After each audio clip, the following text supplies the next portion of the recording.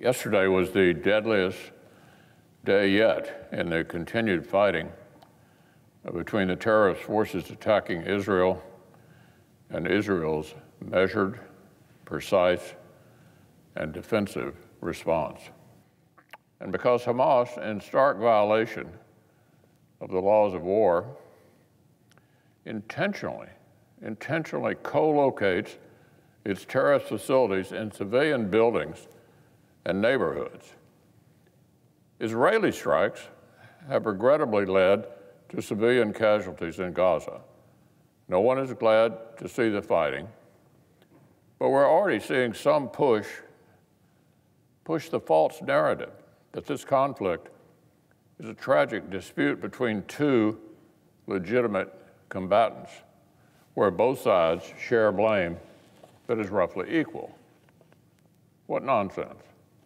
This yields calls for blanket ceasefires and people wagging their fingers at both sides.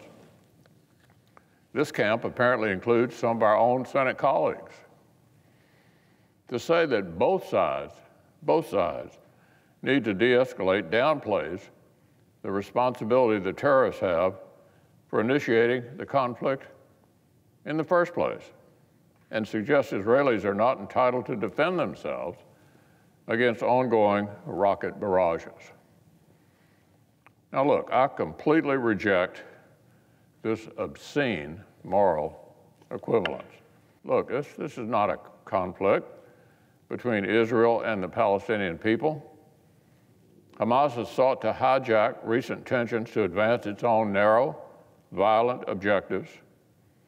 In that sense, it's a conflict between Israel and a terrorist rump state in Gaza that uses its civilian population as human shields and exploits their suffering for political gain. These terrorists set up shop in apartment buildings and under press offices. They direct rocket attacks from the cover of schools and markets. The United States needs to stand foursquare behind our ally. And President Biden must remain strong against the growing voices within his own party that create false equivalence between terrorist aggressors and a responsible state defending itself.